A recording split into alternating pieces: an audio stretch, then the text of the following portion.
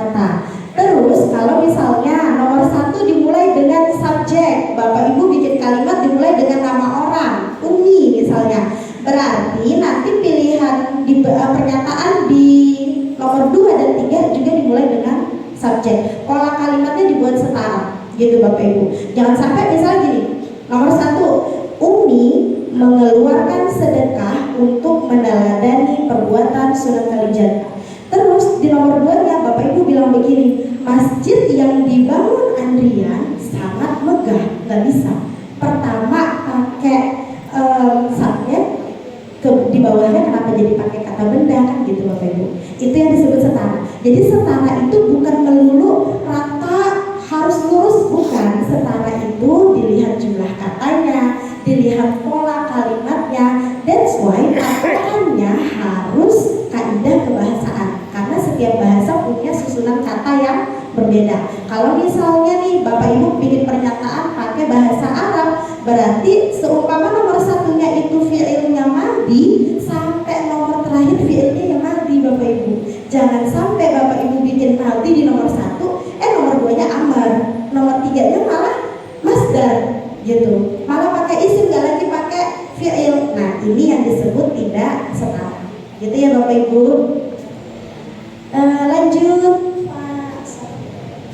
Nah, ini uraian. Kalau uraian berarti jawabannya panjang. Bapak Ibu sudah tahu, jadi kalau di uraian itu tidak ada spesifikasi khusus. Intinya kalau kita bikin uraian, kita harus bikin rubrik untuk pedoman penskorannya gitu. Jadi nggak melulu, misalnya gini Bapak Ibu, punya 5 soal uraian, berarti 1 soal poinnya 20, nggak harus, tergantung gitu ya Bapak Ibu ya. Nah, kita menjodohkan, mencari pasangan. Untuk mencari pasangan terdiri dari 2 lajur, kanan dan kiri. Tadi yang saya bilang, si kanan disebut dengan premis, kiri disebut dengan respon.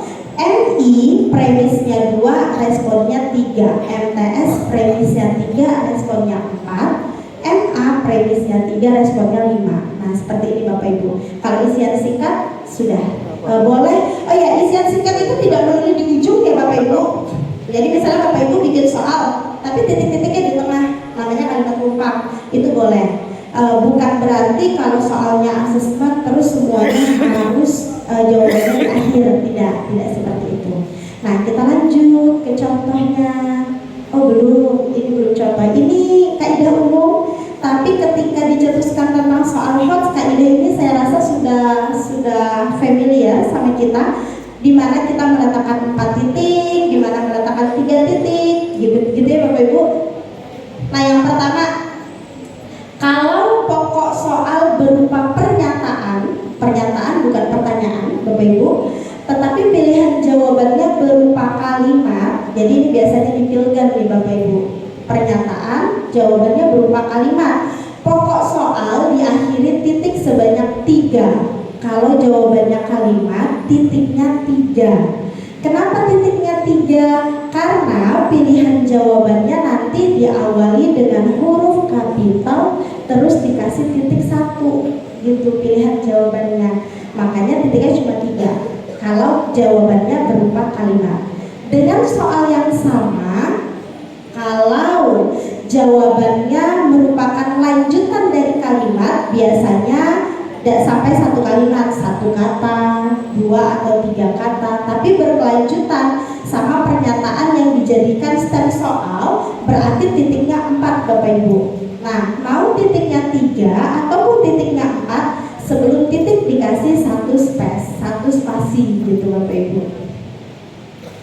Kemudian kalau rumpang itu berarti kalau yang bolong di tengah-tengah gitu ya Bapak Ibu, titiknya 3, dikasih tanda kurung.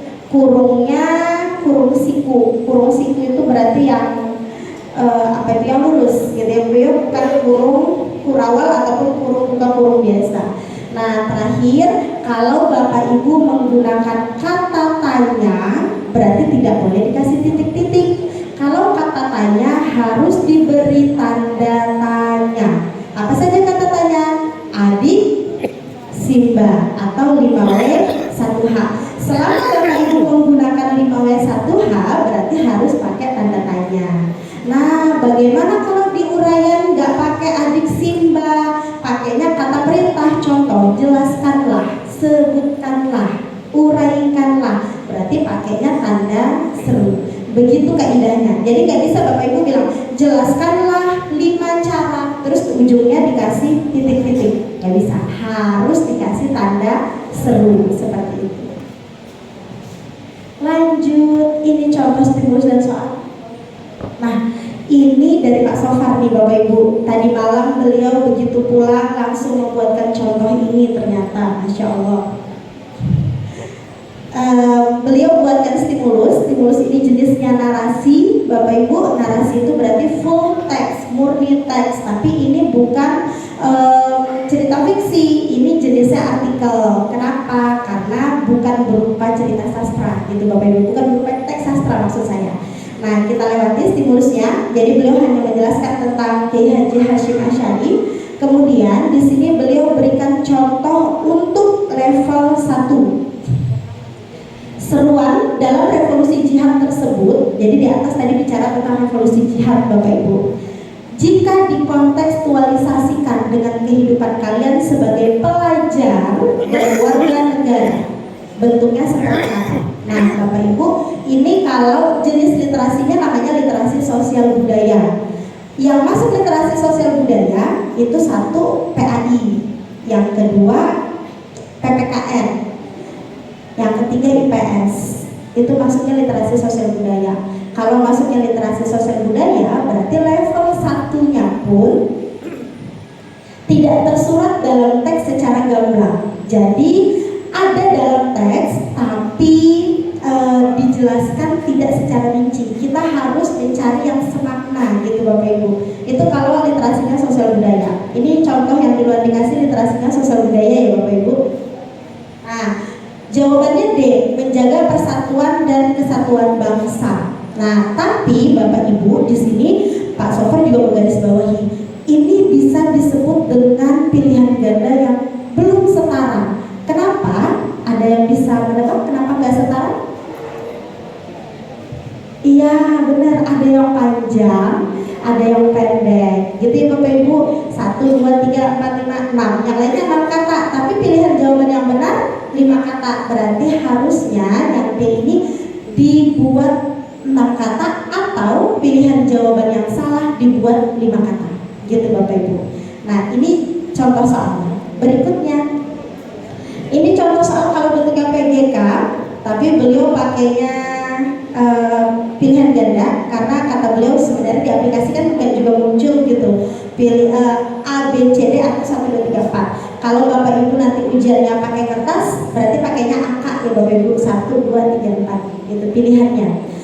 Dalam bidang pendidikan sebagai seorang pelajar, hal yang patut kita teladani. Nah, kalau sudah yang patut kita teladani berarti sudah diaplikasikan Bapak Ibu, diterapkan. Maka kuncinya yang A dan C, menuntut ilmu pantang menyerah. Kemudian tujuan menuntut ilmu untuk duniawi dan ukhrawi. Seperti itu. Itu karena based on test. Ini tadi mohon maaf soalnya untuk tingkat MTS. Jadi di MTS ternyata ada materi tentang Kiai Haji Hasyim Asy'ari ya Bapak Ibu. Nah selanjutnya ini bentuk menjodohkan peran atau bidang ini namanya premis, kemudian usahanya ini namanya respon. Nah Bapak Ibu, di sini beliau memberikan 4 premis dan 4 respon. Mana yang salah? Iya, harusnya responnya harusnya 5. Benar? Yakin? Kalau tingkatnya MTS gimana tadi Bapak Ibu? 3 dan 4. Berarti yang salah yang mana? Oke, premisnya harusnya premisnya dikurangi 1. Gitu ya Bapak Ibu. Tapi bentuk soalnya kurang lebih seperti ini. Respon tidak boleh 1 kata. Respon harus minimal 1 kalimat. Nah, premis juga begitu. Jadi di sini ada yang salah kedua. Apa yang salah yang kedua? Premisnya 1 kata. Premis minimal 2 kata. Gitu Bapak Ibu. Nah, lanjut Pak Syaf. Ini pernyataan tentang sosok Kiai Haji Hasyim Asy'ari. Di disuruh beri tanda benar salah aja. Kalau benar salah ada 4, kalau MTS 4 ya Bapak Ibu, kalau MA 5, kalau MI 3 gitu. Jadi pernyataannya 3, 4, 5 seperti itu. Nah, terus kalau pernyataannya harus berupa kalimat. Mengembara menuntut ilmu sejak usia 11 tahun, benar nggak? Enggak, karena di teksnya tadi 15 tahun Bapak Ibu. Nah, di sini beliau juga bilang, coba Bapak Ibu tebak mana yang salah dari pernyataan. Jeng jeng jeng. Ya? Gimana, Bu? Apa yang salah dari pernyataan ini? 3, 2, 1, tidak habis Bapak Ibu. Jadi yang salah 1, coba Bapak Ibu lihat, mengembara itu kata kerja, ya enggak? Nah, tapi pendiri pesantren itu, pendiri itu berarti orang, kata benda maksudnya, ya enggak Bapak Ibu? Itu yang tidak setara. Terus nomor 1 tuh segitu posisinya, 1, 2, 3, 4, 5, 6, 7 kata. Nomor 2 nya 3 kata doang, ya kan?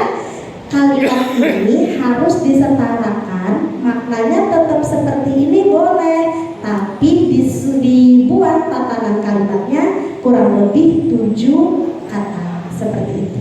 Gitu Bapak Ibu, ribet ya? Ribet banget. Angka itu sebelah ini termasuk Mik. saya terburu nih ya.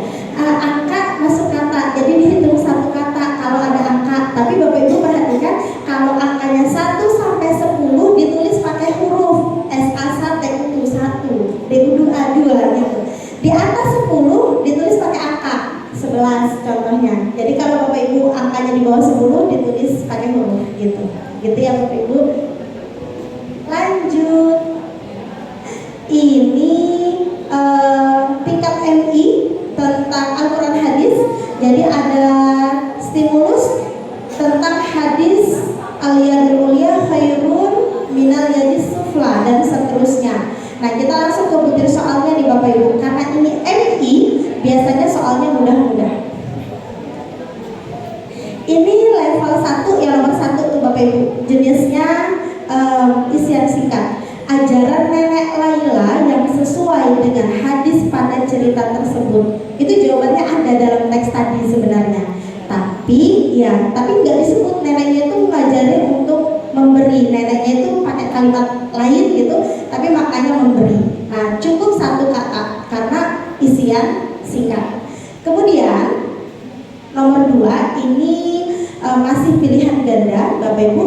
Sikap nenek yang menunjukkan perilaku sesuai dengan kandungan hadis tersebut. Kalau sudah sikap berarti sudah penerapan, jadinya naik ke level 2 seperti itu. Jadi Bapak Ibu kalau nanti bikin soal Al-Quran hadis gitu, kalau misalnya Bapak Ibu hanya minta melanjutkan hadisnya, meminta arti hadisnya, itu masih level 1. Karena cukup anak mengingat, oh kalau al-yadu artinya tangan, as-sufla artinya di bawah gitu. Dikemas seperti apapun, Bapak Ibu bikin stimulus panjang, lebar, luas, tapi pertanyaannya, apa arti kata yang bergaris bawah? Tetap itu level 1 Bapak Ibu gitu ya. Selama masih melanjutkan hadisnya itu juga masih level 1. Nah, kalau sudah menerapkan kandungan hadis baru nanti naik ke level 2. Kalau sudah bisa menilai perilakunya si A sesuai nggak sama kandungan hadis, udah naik ke level 3 gitu Bapak Ibu. Naik selanjutnya Pak. Nah, ini level 3. Perilaku yang dapat kamu lakukan untuk menerapkan kandungan hadis yang diajarkan nenek pada bacaan tersebut di lingkungan madrasah. Ada lingkungan madrasahnya. Anak sudah berakting. Oh, kalau aku di sekolahan, kalau aku di madrasah, terus ada hadis tadi, apa yang harus aku lakukan? Dia sudah memposisikan dirinya, tidak lagi bicara tentang stimulusnya, gitu Bapak Ibu. Ini udah lepas dari stimulus, nggak ada lagi si nenek, nggak ada lagi si Laila, itu udah hilang. Kenapa? Karena anak sudah menjadi artis atau aktor dari dari soal yang buruknya. Nah, kita minta anak menjadi artis atau aktor dari soal yang kita buat, itu kita menjadikan anak sebagai konteks. Kalau anak itu sendirian, konteksnya disebut personal. Kalau anak itu lebih dari satu, saya dan teman sebangku saya, konteksnya jadi masyarakat. Kalau anak itu sebagai orang Islam, atau anak itu menerapkan nilai-nilai Islam, konteksnya jadi religius. Jadi seminimal-minimalnya itu ada 3 konteks kalau tingkat MI: personal, masyarakat, religius. Kalau naik ke tingkat MTS tambah 1 Bapak Ibu, lokal. Lokal itu berarti sebagai warga negara, sebagai penduduk kota, misalnya gitu.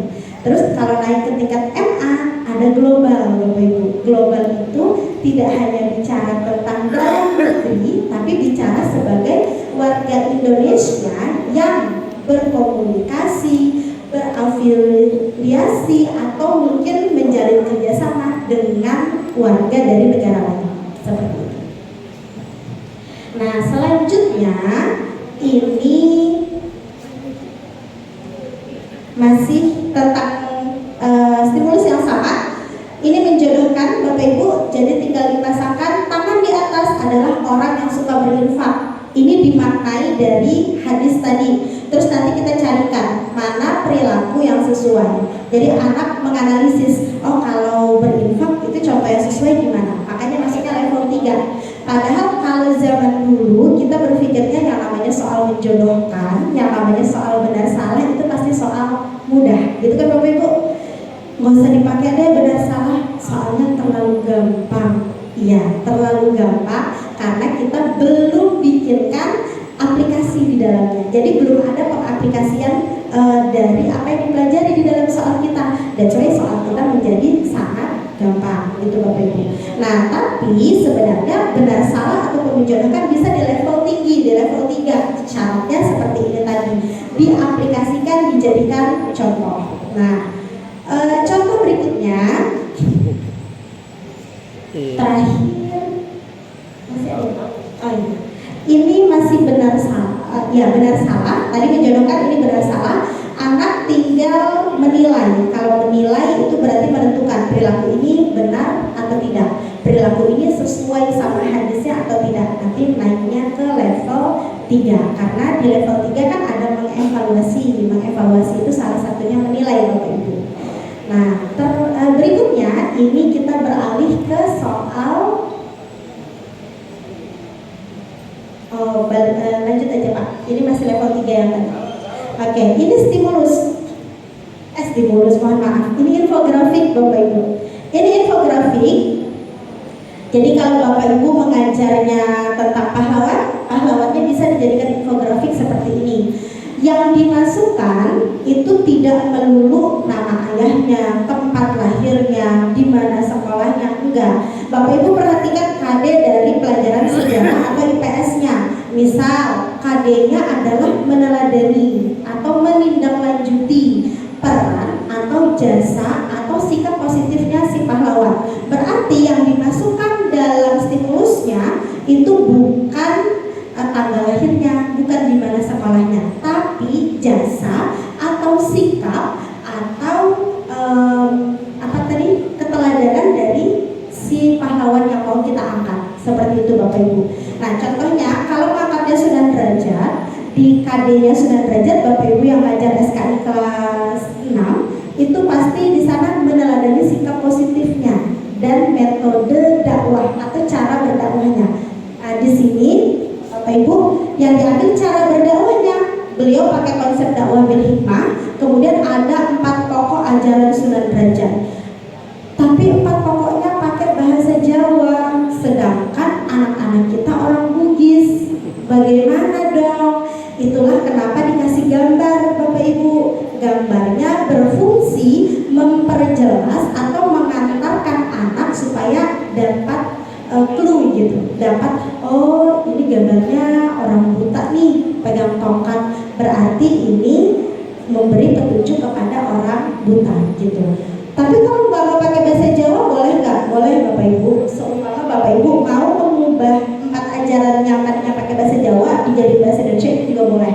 Seumpama dengan gambar pun kira-kira anak kita tidak bisa terhubung sama yang kita mau, gunakan saja bahasa Indonesia. Gitu ya Bapak Ibu. Nah, dari stimulus ini, contoh soalnya misalnya seperti ini. Perilaku yang dapat kamu lakukan di rumah untuk menerapkan keteladanan Sunan Derajat sesuai gambar tersebut. Ini dari metode dakwahnya tadi Bapak Ibu. Metode dakwahnya kan ada pakai kesenian, ada pakai tradisi, tapi harus sesuai dengan ajaran Islam. Gitu tadi ya. Nah, yang pertama memanfaatkan, yang kedua mengajak, yang ketiga meminta, yang keempat mendukung. Semuanya kata kerja. Karena saya mulai kata kerja, semuanya harus kata kerja. Gitu Bapak Ibu. Nah, memanfaatkan musik populer untuk mengajak bersedekah. Ini jadi salah satu jawaban yang benar. Kenapa? Karena metode dakwahnya Sunan Derajat tadi memanfaatkan tradisi atau kesenian daerah. Kalau zaman sekarang anak kita diminta kesenian daerah kan kurang. Nah, gunakan yang senada dengan kesenian daerah. Yang digunakan adalah musik populer. Contohnya gitu Bapak Ibu. Kalau misalnya nanti nih Bapak Ibu Sunan Kalijaga pakainya wayang, anak kita main wayang sekarang? Enggak. Nah, kita bisa ganti wayangnya. Oh, mungkin bisa jadi YouTube. Juga pertunjukan kan? Bedanya pertunjukannya online. Zaman dulu Sunan Kalijaga nggak online karena belum ada internet Bapak Ibu. Gitu. Jawaban berikutnya, mendukung acara tasyakuran menyambut kelahiran bayi. Jadi kalau tadi Bapak Ibu lihat stimulusnya, salah satu konsep dakwah bil hikmahnya adalah menghargai atau memanfaatkan tradisi yang sejalan dengan ajaran Islam. Jadi sebenarnya kan ketika kelahiran bayi, ajaran Islamnya akikah, ya nggak Bapak Ibu?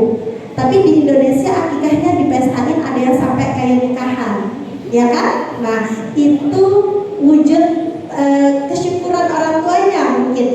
Berarti bisa jadi kita ganti dengan tasyakuran menyambut kelahiran bayi. Gitu Bapak Ibu.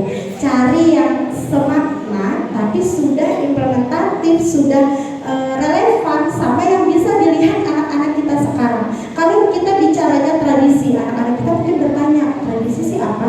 Gitu kan? Nah, tapi kalau kita bilang ada acara begini, mungkin anak kita udah terbiasa, bahkan mungkin adiknya, saudaranya diacarain sama orang tuanya, gitu Bapak Ibu. Lanjut. Ini level 3 ya, tadi level 2 Bapak Ibu. Pasangkanlah keteladanan Sunan Derajat pada bacaan tersebut dengan perilaku di lingkungan keluarga. Jadi lingkungannya keluarga. Premisnya memberikan petunjuk kepada mereka yang tersesat. Ini tadi ajaran, pokok ajaran yang pakai bahasa Jawa tadi. Maknanya seperti ini, memberikan petunjuk kepada mereka yang tersesat. Nah, carikan sikap dari anak kita yang menunjukkan kalau dia memberi petunjuk kepada orang yang tersesat. Perhatikan responnya, semuanya positif. Nah, ini juga dianggap setara Bapak Ibu. Pengecoh itu nggak boleh negatif, meskipun maknanya negatif, tapi kalimatnya nggak boleh negatif. Contoh, bersemangat menyebarkan keburukan yang dilakukan saudara di rumah. Nyebarin keburukan orang baik atau buruk? Buruk, tapi dia semangat loh Bapak Ibu. Nah, itu yang disebut pengecoh. Jadi Bapak Ibu jangan mikir gini, nggak boleh pakai kata tidak. Terus gimana sih?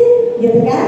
Saya dulu yang pertama kali belajar soal ini juga bingung. Nggak boleh pakai kata dibunuh, padahal pahlawannya dibunuh. Terus gimana? Ya udah, dibuat dikemas kayak gini Bapak Ibu.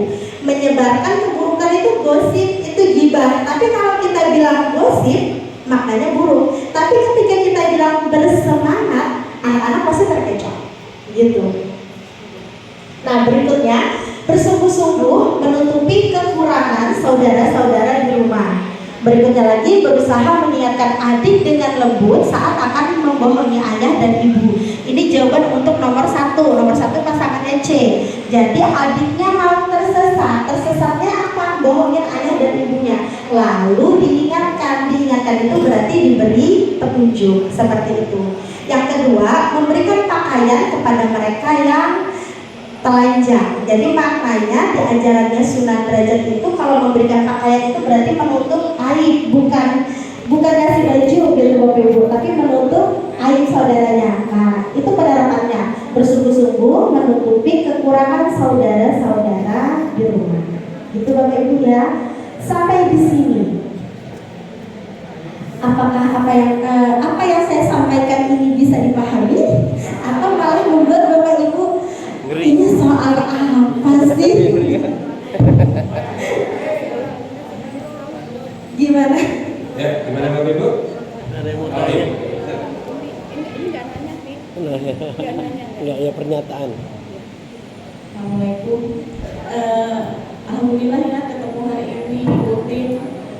Ternyata materinya sangat bagus gitu. Ya. Saya apa namanya? Apakah boleh sebagai oleh-oleh kami bisa dibagikan file materinya tadi ya? Ya boleh Bu. Nanti Makasih. ada fan dari Pak Haji Sofar juga Pak. Makasih banyak. Iya sama-sama. Baik Bapak Ibu. Oh gitu. Nanti kami bagikan semua. Kami sarlingin. Terima kasih Bu. Alhamdulillah saya juga bersyukur sekali dapat pencerahan untuk penyusunan soal asesmen. Sedikit yang saya ingin tahu, apakah untuk penyusunan soal asesmen ini untuk prosentase level itu ditentukan sampai untuk misalkan MTS itu prosentase levelnya C1 berapa, C3 nya berapa dan seterusnya.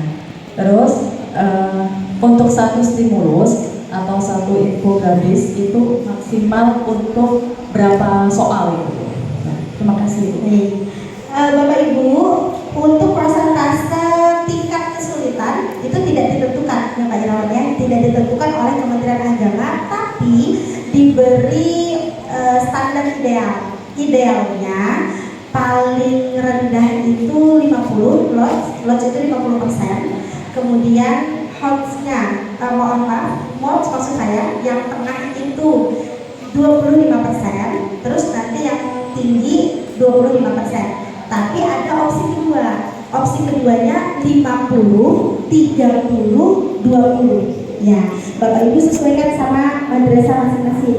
Kira-kira madrasah saya mau yang 50, 25, 25 atau 50, 30, 20. Seumpama Bapak Ibu anak-anak madrasah kita seperti anak-anak madrasahnya Pak Haji Sofar yang tingkat MTS baru kelas 7 sudah bisa riset, terus Bapak Ibu mau kasih hot semua, monggo gitu Bapak Ibu. Tapi kalau di Benkopat kita belum ya Pak. Mungkin masih paling mungkinnya tuh 50, 25 seperti itu. Nah, terus pertanyaan kedua tadi. Stimulus, satu stimulus berapa soal? Satu stimulus maksimal 10 soal. Iya, satu stimulus maksimal 10 soal dengan catatan ketika dijadikan 10 soal, satu stimulus berarti di dalam stimulus tersebut ada banyak problem. Gitu. Karena yang dijadikan soal kan problemnya.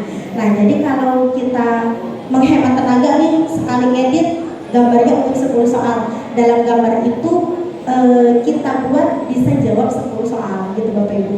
Karena kalau stimulus yang kita tidak pragmatis dijadikan 10 soal, nanti mungkin di soal kelima, soal keenam udah pusing. Ini mau dibikin apa lagi? Kayaknya udah terjawab semua gitu. Gitu ya Bapak Ibu. Baik.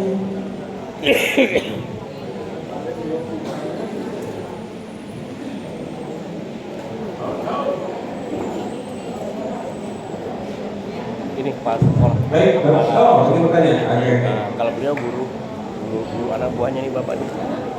Kepalanya nih. Hanya beli ya. Iya. Rata-rata S2